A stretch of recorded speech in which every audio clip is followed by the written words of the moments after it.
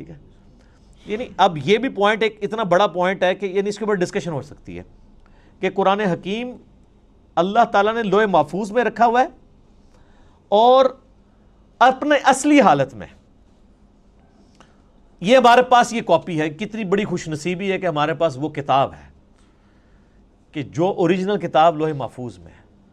سورہ زخرف کے سٹارٹ میں بھی آیا نا، اللہ تعالیٰ نے فرمایا کہ یہ کتاب جو ہے ام الکتاب، کتابوں کی ماں، اللہ کی ہارڈ ڈسک لوح محفوظ کے اندر ہمارے پاس ہے. اور یہ یاد رکھیے گا، یہ مصحف جس ترتیب میں ہمارے پاس موجود ہے نا، اسی ترتیب میں لوح محفوظ پہ لکھا ہوا ہے، اگرچہ اس کی ترتیب نزول یہ نہیں ہے. مصحف کی ترتیب آپ پتہ نا، سورۃ العلق کی پہلی 5 آیات نازل ہوئی ہیں، وہ تو پارہ نمبر 30 میں ہے. سورہ بقرہ جو ہے وہ اس وقت نازل ہوئی ہے جب 2/3 قرآن نازل ہو چکا ہوا تھا، مکی قرآن وہ شروع میں ہے. لیکن اللہ کے پاس لوح محفوظ میں اسی ترتیب میں ہے. وہ اللہ تعالیٰ نے اس کتاب کو سرکمسٹانسز کے اوپر نازل کیا ہے، اور یہ اس قرآن کی سب سے بڑی خوبی ہے جو کسی اور الہامی کتاب میں نہیں ہے کہ جو سرکمسٹانسز کے اوپر نازل ہوئی ہے اور مسلسل 23 سال تک. علمی پوائنٹ نمبر 5 میرے بھائیو، قرآن حکیم ہمارے محبوب صلی اللہ علیہ وآلہ وسلم کا واحد معجزہ ہے جس کی بنیاد پہ ہم نبی علیہ السلام کے لیے نبوت کلیم کرتے ہیں. ویسے تو آپ کے ٹینجیبل فارم میں فزیکل فینومینا آف نیچر کو توڑنے والے، قانون قدرت کو توڑنے والے کتنے حسی معجزات بخاری مسلم میں رپورٹ ہوئے ہیں. میں نے 4 لیکچرز ریکارڈ کرائے ہیں اس کے اوپر، مسئلہ 131 A B C D. لیکن دعوی نبوت جس معجزے کے اوپر ہے وہ یہ کتاب ہے. کیوں؟ آپ علیہ السلام کی نبوت قیامت تک کے لیے تھی. آپ کا معجزہ بھی ایسا ہونا چاہیے تھا جو قیامت تک کے لیے آپ دکھا سکے. آج حضرت عیسیٰ علیہ السلام کا معجزہ، مردوں کو زندہ کرنے والا کوئی عیسائی ہمیں دکھا سکتا ہے؟ ہم بھی مانتے ہیں عیسیٰ علیہ السلام کو، ہم بھی نہیں دکھا سکتے. کوئی ویڈیو، کوئی یہودی حضرت موسیٰ علیہ السلام کے عصا کو دوبارہ آج اژدہا بنا کے دکھا سکتا ہے؟ ہم بھی نہیں دکھا سکتے. وہ آپ جناب عصا اگر مل بھی جائے کہیں سے، آپ چاہے وہ امام کعبہ کے ہاتھ میں دے دیں، آپ ویٹیکن سٹی میں بیٹھے ہوئے کرسچن پوپ کے ہاتھ میں دے دیں، یا یروشلم میں بیٹھے ہوئے یہودی پریسٹ کے ہاتھ میں دے دیں، ان کے ہاتھ میں دے دیں ان کو کہ اس کو پھینک کے ذرا اژدہا بنا کے بتائیں، نہیں بنا سکتے. وہ حضرت موسیٰ کے ہاتھ تک ہی معجزہ تھا. لیکن یہ وہ کتاب ہے جو نبی علیہ السلام کے پاس معجزہ، صحابہ کے پاس معجزہ، تابعین، تبع تابعین، قیامت تک آنے والے آخری انسان کے لیے بھی معجزہ ہے. مسلمان نہیں، انسان کے لیے بھی. اور ہر زمانے کے ٹیسٹ میں پورا اترتا ہے. اسپیسیفکلی تو یہ پورا اترا اس ٹیسٹ میں کہ عرب کے لوگ اپنے آپ کو اتنا بڑا فصیح اللسان سمجھتے تھے کہ وہ ادر دین جو نان عرب ہیں، عربیوں کے علاوہ جو لوگ ہیں، ان کو وہ کہتے تھے یہ اجمی ہیں، گونگے، یہ بول نہیں سکتے. اور یہ حقیقت ہے کہ عربی لوگوں کی فساد اتنی تھی کہ وہ عام گفتگو بھی شاعری کے انداز میں کر لیتے تھے فی الودی. لیکن جب قرآن نازل ہوا، ان بڑے بڑے شعراء نے بھی اپنے کلام پھاڑ دیے کہ یار یہ کلام کمال کلام ہے. موسیٰ علیہ السلام کے زمانے میں جادوگری عروج پہ تھی. اللہ تعالیٰ نے موسیٰ علیہ السلام کو ایسا معجزہ دیا، جادوگر بھی سجدے میں گر پڑے. کتنی دفعہ قرآن میں یہ واقعہ آیا ہے. اور وہ بہت بڑا معجزہ تھا. لکڑی کا اژدہا بننا یہ بہت بڑی چیز ہے. پلانٹ کنگڈم اینیمل کنگڈم میں بدل رہا ہے، اور پھر اینیمل کنگڈم، پھر پلانٹ کنگڈم میں. اس کو ذرا امیجن کریں. عیسیٰ علیہ السلام کے زمانے میں طب، ڈاکٹری بڑی عروج پہ تھی، ان کو بڑا فخر تھا. لیکن کوئی ڈاکٹر مادرزاد کوڑی اور اندھے کو آنکھیں دے سکتا ہے؟ قرآن حکیم میں سورہ مریم کے اندر، سورہ مائدہ کے اندر حضرت عیسیٰ علیہ السلام ہاتھ پھیرتے تھے، آنکھیں آ جاتی تھی. سارے ڈاکٹر فیل ہو گئے. انہوں نے کہا یہ ڈاکٹری سے آج نہیں پاسبل. ڈاکٹری سے آنکھ کسی بندے کی آپ لگاتے ہیں دوسرے کو، اور آنکھ ہو ہی نہ، اور اس میں مٹی رکھ کے اور ایک پرندے کی مورت بنا کے مٹی کی پھونک مارتے تھے، اللہ کے اذن سے وہ پرندہ بن جاتی تھی. اب کون سا ڈاکٹر یہ کام کر سکتا ہے؟ قرآن حکیم کے زمانے میں شاعری عروج پہ تھی، اللہ تعالیٰ نے کلام بھی ایسا دیا کہ شعراء فیل ہو گئے، لیکن یہ اس پہ ختم نہیں ہے، قیامت تک کے لیے جو جو وقت کا ٹیسٹ آئے گا اس پہ یہ کتاب پوری اترے گی۔ آج سائنس کی دنیا ہے، قرآن حکیم سے کوئی ایک آیت بھی نہیں بتا سکتا جو اسٹیبلش سائنس، ہائپوتھیسس تھیوری نہیں، اسٹیبلش سائنس کے خلاف ہو۔ اس کے برخلاف ہم آپ کو کئی باتیں بتا سکتے ہیں جو قرآن حکیم ایسی کرتا ہے جو پرانی سائنس ان باتوں کی تصدیق نہیں کرتی تھی، لیکن آج کی سائنس ان باتوں کی تصدیق کرتی ہے۔ جس میں سب سے بڑی بات، ہم نے اپنے بچپن میں یہ چیزیں پڑھی ہوئی ہیں کہ جی زمین جو ہے وہ ساکن ہے اور سورج اس کے گرد چکر لگاتا ہے۔ شروع میں بچوں کو سمجھانے کے لیے پڑھا دیتے تھے نا، بعد میں پھر وہ چیزیں، لیکن یہ سٹارٹ بھی ہوئی تھی تھیوری سائنس میں۔ قرآن بہت پہلے سے کہہ رہا ہے کلٌ فی فلک یسبحون، تمام اجرام فلکی جو ہیں وہ تیر رہے ہیں آسمان میں، اور تیرنا بیک وقت تیرنے میں ایک چیز فلوٹ بھی کرتی ہے اور اپنے محور کے گرد بھی گھومتی ہے۔ جو بھی آپ کوئی بھی گول چیز اگر سمندر میں پھینک دے نا وہ فلوٹ کرنے کے دوران اپنے محور کے گرد گھومے گی بھی ان ویوز کی وجہ سے۔ اللہ نے لفظ بھی ایسا استعمال کیا ہے کہ نہ صرف وہ کسی اور چیز کے گرد ریوالو کر رہی ہیں بلکہ اپنے ایکسس کے گرد، اپنے محور کے گرد بھی وہ چیزیں گھوم رہی ہیں۔ تو قرآن حکیم تو اس چیز کو پہلے ہی ایڈریس کر چکا ہے۔ اس حوالے سے آپ ایک میرا کلپ بھی ہے Quran and modern versus modern science, وہ آپ دیکھ لیں۔ ڈاکٹر ذاکر نائک کا بھی ایک ویڈیو ہے پرانی، پھر انہوں نے دوبارہ سے ریکارڈ کرائی تھی، وہ بھی آپ دیکھ لیں۔ ڈاکٹر مورس بوکائل ایک فرینچ سرجن تھے جو مسلمان ہوئے، تو انہوں نے کتاب وہ لکھی Bible Quran and science, Urdu میں ترجمہ ہوا، لیکن وہ ترجمہ بھی اردو والا بھی اتنا مشکل ہے کہ عام بندوں کو سمجھ نہیں آتا، بہتر یہ کہ آپ اسے انگلش میں ہی پڑھیں۔ تو انہوں نے یہی ثابت کیا ہے کہ اس ماڈرن دور میں جتنی بھی الہامی کتابیں ہیں وہ سائنس کے ٹیسٹ کو پاس نہیں کرتی سوائے اس کتاب کے۔ ان میں سائنٹیفک فالٹ موجود ہیں۔ وہ فالٹ اس لیے نہیں ہے کہ ان کتابوں میں کوئی اللہ تعالیٰ کو کوئی غلطی لگی ہے، وہ اس لیے کہ وہ کتابیں ٹیمپرڈ فارم میں تحریف شدہ ہیں۔ یہ کتاب محفوظ ہے، وہ بھی اگر محفوظ ہوتی تو اس میں کوئی اینٹی سائنس سٹیٹمنٹس نہ آتی۔ تو یہ ایک علیحدہ سے ٹاپک ہے، گھنٹوں بولا جا سکتا ہے، لیکن میں اسے سکپ کرتا ہوں۔ علمی پوائنٹ نمبر 6، اور وہ ہے میرے بھائیوں قرآن حکیم کی پیش گوئی اگلی کتابوں میں بھی موجود ہے، اس سے پہلے جو گزر چکی۔ اگلی سے مراد ہوتا ہے جو آگے گزر چکی۔ ہم ویسے اگلی سے مراد کرتے ہیں جو آگے آنے والے ہیں، لیکن اردو تھوڑی سیکھیں، اگلے سے مراد ہوتا ہے جو پہلے لوگ گزر چکے ہیں۔ ہم پچھلے ہیں جو پیچھے پیچھے ان کے آ رہے ہیں، کیونکہ لوگ اپنی منزل کی طرف جا رہے ہیں نا۔ صحابہ کرام ہمارے اگلے ہیں، ہم ان کے پچھلے ہیں۔ تو جن کو اردو نہیں آتی وہ بیچارے الٹ سمجھ رہے ہوتے ہیں۔ تو اگلی کتابیں ہیں تورات، زبور، انجیل، اولڈ ٹیسٹمنٹ، نیو ٹیسٹمنٹ کی فارم میں جو اویلیبل ہیں، ان کتابوں میں اس کی پیش گوئیاں موجود ہیں الکتاب کی فارم میں، کہ الکتاب اس طرح آخری پیغمبر کے اوپر نازل ہوگی۔ نبی علیہ السلام کی پریڈکشنز موجود ہیں۔ سورۃ الاعراف میں آتا ہے، اللہ تعالیٰ فرماتا ہے کہ ان کے اندر وہ پیغمبر آئے ہیں جن کی یہ پیش گوئیاں تورات اور انجیل کے اندر لکھی ہوئی پاتے ہیں۔ سورۃ الانعام کے اندر آیا کہ یہ پروفٹ وہ ہیں کہ یہ اپنے بیٹوں سے زیادہ ان کو پہچانتے ہیں، کہ یہ وہی پیغمبر ہیں جن کی پریڈکشنز تورات اور انجیل کے اندر موجود ہیں۔ اپنے بیٹے کے بارے میں تو شک نہیں ہوتا نا کسی کو، کہ بچپن سے ظاہر اس کے سامنے پیدا ہوتا ہے، باپ جانتا ہوتا ہے۔ اس سے زیادہ نبی علیہ السلام کو یہ جانتے ہیں کہ وہی پیغمبر ہیں، لیکن نہیں مانا انہوں نے۔ نہیں ماننا ہوگا تو آپ جتنے مرضی دلائل رکھیں۔ ایون آج ٹیمپرڈ فارم میں جو تورات اور انجیل موجود ہے نا، اس میں بھی آپ کو نبی علیہ السلام کی پروفیسیز مل جائیں گی۔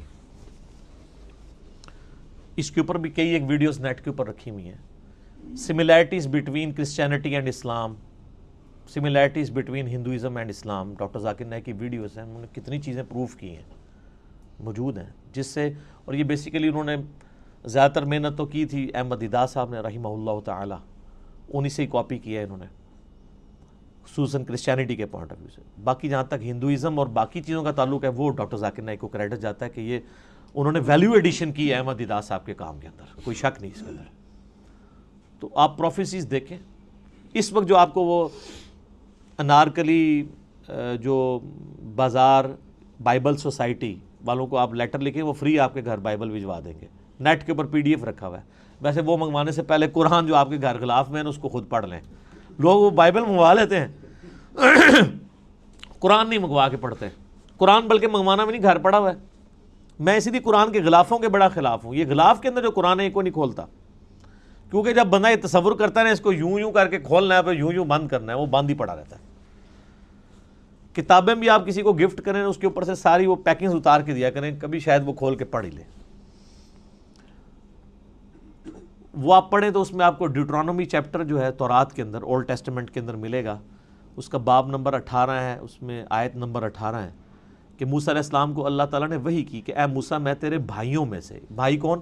بنو اسماعیل, بنو اسرائیل کے بھائی بنو اسماعیل. اور یہ یعنی تورات کے شروع میں پیدائش چیپٹر میں موجود ہے کہ حضرت ابراہیم علیہ السلام کی 2 بیویاں تھیں, 2 بیٹے تھے. جو مین حضرت یعقوب علیہ السلام جو ان کے حضرت اسحاق کے بیٹے تھے تو وہ آگے ان سے وہ بنی اسرائیل چلے, اور دوسری طرف حضرت اسماعیل تھے. تو میں تیرے بھائیوں یعنی بنو اسماعیل میں سے, بلکہ آج بھی آپ اسرائیل والوں سے پوچھیں, عرب لوگ وہ کہتے ہیں ہمارے کزنز ہیں, وہ مانتے ہیں اس بات کو. عربی ان کو کزن مانتے ہیں. اس لیے ہمیں شک پڑتا ہے اندر سے دونوں ملے ہوئے نہ ہوں, جو کچھ مسلمانوں کے خلاف یہ لوگ کر رہے ہوتے ہیں. ہم اسرائیل کو تسلیم نہیں کیے بیٹھے ہوئے اسلام کی حمیت میں, اور جن لوگوں کی اصل دشمنی تھی وہ ان کے ساتھ پینگیں بڑھا رہے ہیں. تو وہ ڈیوٹرانومی چیپٹر میں 18 نمبر میں آیت نمبر 18 ہے, موسیٰ میں تیرے ان یعنی ماننے والوں کے بھائیوں میں یعنی ان کے کزنز کے اندر تیری مانند ایک رسول اٹھاؤں گا جو ان پہ میری آیات کو تلاوت کرے گا. اور اسی طریقے سے گاسپل آف جان جو ہے, جو اولڈ ٹیسٹمنٹ نیو ٹیسٹمنٹ کٹھے وہ انجیل مقدس چھپی ہوئی ہے, اس میں جو نیو ٹیسٹمنٹ میں گاسپل آف جان ہے اس کے اندر چیپٹر نمبر 15 سے 18 تک آپ کو کئی آیات ملیں گی. حضرت عیسیٰ علیہ السلام اپنے ماننے والوں کو کہتے ہیں میرا دنیا سے جانا تمہارے لیے رحمت ہے, میں جب جاؤں گا تو میں اپنے رب سے ریکویسٹ کروں گا اس ہستی کو دنیا میں بھیجیں گی جو میرا نام دنیا میں روشن کریں گی. مجھے تم سے بہت کچھ کہنا ہے لیکن تم ابھی ان چیزوں کے متحمل نہیں ہو. وہ جب ہستی دنیا میں آئیں گی تو وہ تمہیں وہ ساری چیزیں تعلیم کریں گی, اور اللہ تعالیٰ ان کے منہ میں اپنا کلام ڈالے گا. یہ جو پروفیسی ہے یہ دنیا میں کسی پروفٹ کے بارے میں نہیں ہے. باقی سارے پیغمبروں کو سلیبس کی فارم میں کتاب تختیوں کی شکل میں موسیٰ علیہ السلام کو ملا ہے. یہ جو اللہ تعالیٰ کلام ان کے منہ سے بلوائے گا ان کے سینے پہ نازل کر کے, یہ ہے ہی صرف نبی الاسلام کے لیے. اچھا, وہ اب اس کے اوپر بھی ٹیکنیکل بحث ہے, عیسائی کیا اعتراض کرتے ہیں, وہ علیحدہ سے ٹاپک ہے, میں اس کو سکپ کرتا ہوں. بہرحال وہ جو ڈیوٹرانومی جس اولڈ ٹیسٹمنٹ والا حوالہ اس کو کرسچنز اور جوز دونوں مانتے ہیں, نیو ٹیسٹمنٹ کو صرف کرسچنز مانتے ہیں. اس کے اندر یہ جو ہے نا کہ تیرے بھائیوں میں سے تیری مانند رسول اٹھاؤں گا, تو وہ کرسچنز کہتے ہیں یہ جو تیری مانند سے مراد ہے نا یہ حضرت عیسیٰ کی پیش گوئی ہے کہ حضرت موسیٰ کے بعد حضرت عیسیٰ بھی یہودیوں میں ہی پیدا ہوں گے. اس میں تو کوئی شک نہیں کہ حضرت عیسیٰ بھی یہودی تھے, یہودی النسل تھے, بنی اسرائیل میں سے تھے. لیکن یہ پروفیسی ان کے بارے میں پوری نہیں ہوتی کیونکہ اس میں الفاظ ہے تیری مانند اور تیرے بھائیوں میں سے. بھائی تو بنو اسرائیل کے بنو اسرائیل نہیں, بنو اسماعیل ہیں, ورنہ تو ہوتا کہ تم ہی میں سے اٹھاؤں گا. بھائی کہنے کی ضرورت ہی نہیں تھی, تیری اولاد میں سے اٹھاؤں گا. نہیں, بنو اسماعیل میں نبی الاسلام کے علاوہ تو کوئی پروفٹ بھی نہیں ہے. اور تیری مانند میں دیکھیں کیا قیامت مضمر ہے کہ حضرت موسیٰ علیہ السلام کی مانند ہمارے ہی پیغمبر ہیں صلی اللہ علیہ وآلہ وسلم. حضرت موسیٰ علیہ السلام کی نیچرل ڈیتھ ہوئی ہے, حضرت عیسیٰ علیہ السلام کی نیچرل ڈیتھ نہیں ہوئی بلکہ اللہ نے ان کو اٹھا لیا. چلیں کرسچنز کے نزدیک وہ شہید کر دیے گئے, نیچرل ڈیتھ نہیں ہوئی. تو حضرت موسیٰ علیہ السلام کی مانند ہمارے محبوب صلی اللہ علیہ وآلہ وسلم ہیں, حضرت عیسیٰ نہیں ہے. اچھا, حضرت موسیٰ صاحب امت پیغمبر تھے, 6 لاکھ کا لشکر لے کے نکلے, اور حضرت عیسیٰ علیہ السلام کے اوپر صرف 12 بندے ایمان لے کے آئے تھے, اور ان کی جان بھی اللہ نے بچائی ان کو زندہ اٹھا کے. ہمارے محبوب صلی اللہ علیہ وآلہ وسلم بھی صاحب امت تھے. آپ کی مبارک زندگی میں 1,00,000 سے زیادہ لوگ آپ پہ ایمان لا چکے تھے, اور آج تو ماشاءاللہ آپ دیکھ لیں باہر ہیں. اس ریزیمبلنس میں بھی ہمارے محبوب صلی اللہ علیہ وآلہ وسلم حضرت موسیٰ سے زیادہ ریزیمبلنس رکھتے ہیں ایز کمپیئر ٹو حضرت عیسیٰ جو موسیٰ علیہ السلام سے رکھتے ہیں. حضرت موسیٰ علیہ السلام کی پیدائش نارمل طریقے پہ ماں باپ کے ذریعے ہوئی ہے, اور ہمارے نبی علیہ السلام کی پیدائش بھی نارمل طریقے سے ماں باپ کے ذریعے ہوئی ہے. لیکن حضرت عیسیٰ علیہ السلام کی پیدائش نارمل نہیں ہے, معجزانہ طور پہ اللہ تعالیٰ نے ان کو پیدا کیا. اس ریزیمبلنس میں بھی ہمارے نبی علیہ السلام حضرت موسیٰ کی مثل ہیں, حضرت عیسیٰ علیہ السلام ان کی مثل نہیں ہے. اس قسم کی کئی اس طریقے سے نئی شریعت, حضرت عیسیٰ علیہ السلام تو 10 کمانڈمنٹس کو اسٹیبلش کرنے آئے تھے, کوئی نئی شریعت نہیں لے کے آئے. موسیٰ علیہ السلام کی شریعت کو آگے لے کے چلیں, ہمارے نبی علیہ السلام نئی شریعت لے کے آئے جس طرح کہ موسیٰ علیہ السلام کی شریعت نہیں تھی. اس اعتبار سے بھی ہمارے محبوب صلی اللہ علیہ وآلہ وسلم اور حضرت موسیٰ علیہ السلام کے اندر ریزیمبلنس پائی جاتی ہے جو حضرت عیسیٰ اور موسیٰ میں نہیں پائی جاتی. لہٰذا یہ جو پروفیسی ہے ڈیوٹرانومی کی چیپٹر نمبر 18 ورس نمبر 18 کتاب الاستثناء چیپٹر, یہ من و عن ہمارے محبوب صلی اللہ علیہ وآلہ وسلم کے بارے میں پوری ہوتی ہے اور کسی شخص کے بارے میں نہیں.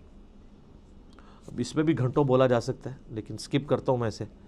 علمی پوائنٹ نمبر 7, قرآن حکیم کی زبان عربی ہے جو آج تک اسی طریقے سے زندہ ہے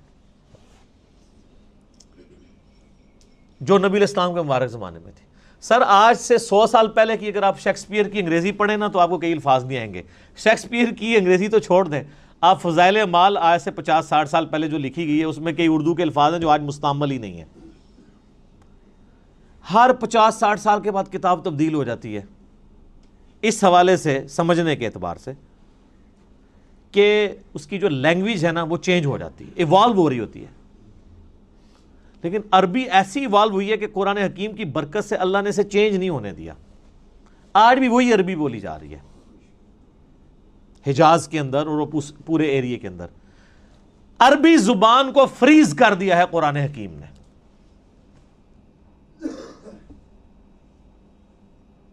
اور قرآن حکیم میں سورہ یوسف کے سٹارٹ میں بھی آیا اِنَّا جَعَلْنَاهُ قُرْآنًا عَرَبِيًّا لَعَلَّكُمْ تَعْقِلُونَ, ہم نے قرآن عربی میں نازل کیا ہے تاکہ تم اس کو سمجھ سکو, تمہاری اپنی زبان میں نازل کیا ہے. سورہ انبیاء میں آیا کہ تم غور نہیں کرتے, یہ وہ کتاب ہے جس میں تمہارا ذکر موجود ہے, اس کے ساتھ تم مانوس ہو, تمہاری اپنی لینگویج میں بات ہو رہی ہے. پھر اس طریقے سے قرآن حکیم میں آیا یہ فصیح اللسان عربی زبان کے اندر ہے. پھر اللہ تعالیٰ نے قرآن حکیم میں یہ بھی فرمایا کہ یہ کہتے ہیں اس نے کوئی اجمی غلام چھپا کے رکھا ہوا ہے جو اسے پڑھاتا ہے یہ کتاب. تو اللہ نے فرمایا کہ کیسا اجمی غلام ہے کہ جو کتاب ہے وہ فصیح عربی کے اندر ہے اور اجمی اس کو سکھا رہا ہے. یہ بات یہ نہیں تمہارا یعنی چھڈو جڑی پھڑی بھی جائے, ایڈی لمبی چھڑ دے ہو, اتنی لمبی گپ شپ فٹ ہی نہیں بیٹھتی. تو یہ عربی فصیح زبان اور آج تک قرآن کی برکت سے اللہ تعالیٰ نے عربی کو محفوظ رکھا ہے. علمی پوائنٹ نمبر 8, قرآن حکیم کا جو ڈائلیکٹ ہے, لہجہ ہے, وہ عرب کے بادیہ نشین جو پینڈو لوگ, گاؤں کے رہنے والے, ریگستانوں کے رہنے والے, اعرابی جنہیں کہا جاتا ہے, بدو لوگ, ان کے ڈائلیکٹ میں یہ قرآن نازل ہوا ہے. ابھی اللہ تعالیٰ نے ایسی محفوظ کی ہے کہ اللہ کے فضل سے, حالانکہ دوسرے عرب ملکوں میں عجیب و غریب عربی بھی بولی جا رہی ہے, عربی میں گاف کوئی نہیں ہے, لیکن آپ مصر والوں کی عربی سنیں وہ گاف بھی بولتے ہیں. ہاں جی, تو وہ بلکہ وہ طارق جمیل صاحب نے یہ خود سنایا, وہ کہتے ہیں مصر کی ایک جماعت آئی ہوئی تھی, یہ اوریجنل انہوں نے واقعہ سنایا. کہتے ہیں مصر سے ایک تبلیغی جماعت آئی ہوئی تھی تو کسی گاؤں میں پنجاب کے ٹھہری, تو وہ ان کو نماز کے لیے آگے کیا, تو وہ نماز کے بعد دعا کروانے لگے نا, تو اس نے دعا کی اللہم انی اسألک الگنہ, اللہم انی اسألک, میں تجھ سے گنا مانگتا ہوں. اچھا وہ جنہ کو گنا پڑھتے ہیں, لفظ ہے جیم, تو وہ اس کو گاف پڑھتے ہیں. جیسے کئی لفظ گاف ہیں عربی میں جیم پڑھے جاتے ہیں. یہ شیخ عبد القادر جو جیلانی ہے, ان کا نام ہے شیخ عبد القادر گیلانی. جب یہ عربی میں گیا نا تو عربی میں تو گاف نہیں ہوتی تھی, تو ان کو جیلانی کہنا شروع کر دیا, گاف کو جیم بنا. جیسے کراچی ہے تو کراچی اب 6 تو ہوتی نہیں عربی میں. کراچی اگر کوئی وہ عربی بولے گا تو وہ کراچی تو نہیں بولے گا. پاکستان کو وہ باکستان بولتے ہیں کیونکہ پا نہیں، پے ہوتی نہیں ہے تو وہ بے بولتے ہیں اس کی جگہ. تو تاج میر صاحب کہنے لگے کہ وہ بار بار دعا کر رہے تھے اللہم انی اسألک الگنہ، وہ کہہ رہے تھے وہ جنہ کو گنا پڑھ رہے تھے. تو وہ جناب وہ گاؤں کے لوگ اتنے سارے گنے لا کے انہوں نے اگلی نماز میں وہاں رکھ دیے. انہوں نے کہا جی گنے پہ مانگنے نے. ظاہر ہے اس سے آپ ہمارے لوگوں کی بھی جہالت دیکھ لیں کہ ان کو بھی عربی کوئی نہیں آتی نا، ورنہ وہ اللہم انی اسألک یہ ان کو سمجھ آ رہی ہوتی، ان کو بس یہی سمجھ آیا گنا گنا وہ کہہ رہے ہیں، شاید گنا شوق سے کھاتے ہیں. تو وہ جنہ کو گنا پڑھ رہے تھے. تو اس طرح کا یعنی جو عربک میں ڈیفارمیشن ہے نا وہ مصر کی عربی میں اور اس طرح کی آئی ہے کہ اس میں الفاظ اس طرح آ گئے ہیں. لیکن جو پیورلی عرب کے لوگ ہیں وہ آج بھی وہی عربی بولتے ہیں جو عربی ہے، اس کے اندر وہ کوئی بھی اس طریقے سے تبدیلی نہیں آئی ہوئی ہے. جس قسم کی تبدیلی جو ہے وہ ہمیں ان لوگوں کے اندر نظر آتی ہے. تو یہ اللہ تعالیٰ نے قرآن حکیم کو محفوظ کیا ہے عربی کی برکت سے. اللہ تعالیٰ نے عربی کو محفوظ کیا ہے قرآن کی برکت سے. عربی اللہ کی زبان ہے نا جی. تو اس پہ بھی اب کافی کچھ بولا جا سکتا ہے. علمی پوائنٹ نمبر 9 وہ ہے میرے بھائیوں قرآن حکیم جو ہمارا عیسوی کیلنڈر اس وقت چل رہا ہے نا دنیا میں، جس کے مطابق آج 20 اکتوبر 2019 ہے. اس کیلنڈر کے مطابق 610 عیسوی 610 AD اینو ڈومینی، یہ آفٹر ڈیتھ آف عیسیٰ نہیں ہے، یہ اینو ڈومینی ہے، ایئر آف دا لارڈ. حضرت عیسیٰ کی پیدائش کے سال کو یعنی ڈکلیئر کیا گیا تھا 1 عیسوی. ان کی ڈیتھ کو نہیں، یہ AD سے مراد ڈیتھ نہیں ہے، یہ لیٹن لینگویج کا لفظ ہے، اینو ڈومینی کا مخفف ہے. اس پہ میرا یوٹیوب پہ کلپ بھی ہے، عیسوی کیلنڈر ورسز ہجری کیلنڈر. یہ دونوں اللہ کے کیلنڈر ہیں. وہ سورج کے اعتبار سے چلتا ہے، دوسرا چاند کے اعتبار سے. لیونر اور سولر دونوں ہی اللہ کے ہیں. 610 عیسوی سے لے کر 632 عیسوی تک، یعنی نبی علیہ السلام کی وفات 632 میں ہوئی، اس پیریڈ آف ٹائم کے اندر قرآن حکیم نازل ہوا ہے. آلموسٹ یہ 22 سال بنتے ہیں عیسوی اعتبار سے اور آلموسٹ 23 سال بنتے ہیں تقریباً ہجری اعتبار سے. کیونکہ لیونر ایئر آپ کو پتا ہے نا ہر سال 10 کا فرق پڑ جاتا ہے. یہ تو تقریباً 365 دنوں کا سال ہوتا ہے اور جو دوسرے والا سال ہے وہ 355 دنوں کا. تو 10 سال کا فرق پڑتا رہے 20 سال تک تو 200 دن کا فرق پڑ گیا نا، آلموسٹ پونے سال کا فرق پڑ جاتا ہے. تو وہ فرق نظر آتا ہے. تو اس دوران یہ قرآن حکیم نازل ہوا ہے آلموسٹ 22 سال عیسوی اعتبار سے اور آلموسٹ 23 سال جو ہے وہ ہجری اعتبار سے. اور علمی پوائنٹ نمبر 10 آج کا آخری، کیونکہ ٹائم بالکل قریب ہو چکا ہے. قرآن حکیم حجاز میں نازل ہوا ہے، نجد میں نازل نہیں ہوا. نبی علیہ السلام کا پورا جو ٹریولنگ کا حصہ ہے وہ سارا حجاز کا ہے. مکہ بھی حجاز میں ہے، مدینہ بھی حجاز میں، ایون آپ تبوک تک چلے گئے عرب کے اینڈ پہ. آپ یعنی وہ تہامہ کی جو پہاڑیاں ہیں ان کی اس سائڈ پہ حجاز ہے اور وہ دوسری سائڈ نجد کہلاتی ہے نا. تو حجاز کے اندر قرآن نازل ہوا ہے، قرآن نجد میں نازل نہیں ہوا. یعنی وہ ٹائم اینڈ سپیس کی بات کر رہا ہوں. ٹائم اس کا 610 عیسوی سے 632 عیسوی ہے اور سپیس اس کے نازل ہونے کی کون سی ہے؟ حجاز. پورے کا پورا قرآن جو ہے وہ حجاز کے اندر نازل ہوا ہے اور کسی ملک کے اندر نازل نہیں ہوا. یعنی عرب کی سرزمین میں نازل ہوا اور عرب کی سرزمین میں بھی نازل ہوا ہے. نبی صلی اللہ علیہ وآلہ وسلم کچھ عرصہ مکہ رہے، 2/3 قرآن وہاں پہ نازل ہوا، پھر مدینہ شریف میں، پھر برزخی قرآن بھی ہے مکے سے مدینہ ہجرت کے دوران، پھر مدینے سے تبوک جاتے وہاں پہ بھی ہے. اور یہ آگے انشاءاللہ اگلے جو علمی پوائنٹس آئیں گے ان میں ڈسکس کروں گا کہ کسی صورت کا مکی یا مدنی ہونے کا یہ مطلب نہیں کہ 100% ہی وہ مکی اور مدنی ہے. بعض اوقات کئی آیات ہیں جو مکی ہیں اور مدنی صورتوں میں ہیں، کچھ مدنی آیات ہیں جو مکی صورتوں میں. اوورال زیادہ پیریڈ جس صورت کا ہوتا ہے اس اعتبار سے اسے مکی مدنی کہتے ہیں اور بعض پوری بھی مکی اور مدنی ہے. لیکن ایک جو ہمارا یہ عقیدہ ہے کہ یہ قرآن حکیم آن دا فیس آف ارتھ جس سپیس میں نازل ہوا وہ سپیس تھی حجاز کی سپیس. عرب کا جو جزیرہ نما عرب ہے اس میں بھی حجاز والا پورشن جو ہے، یہ والا پورشن جو پہاڑوں کے اس طرف لائی کرتا ہے. تو یہ قرآن نجدی نہیں، یہ نجدی وہ بھی اب آپ کو پتہ ہے نجدی کہتے ہیں نا، نجدی ہو، تو قرآن حکیم نجدی نہیں ہے. قرآن حکیم حجازی ہے. ٹھیک ہو گیا. تو اللہ تعالیٰ سے دعا ہے جو حق بات میں نے کہی اللہ تعالیٰ ہمارے دلوں میں راسخ فرمائے. اگر جذبات میں میرے منہ سے کوئی غلط بات نکل گئی تو اللہ تعالیٰ ہمارے دلوں سے معاف کر دے. ہمیں کتاب و سنت کی تعلیمات پر عمل کر کے دوسرے بھائیوں تک پہنچانے کی توفیق عطا فرمائے.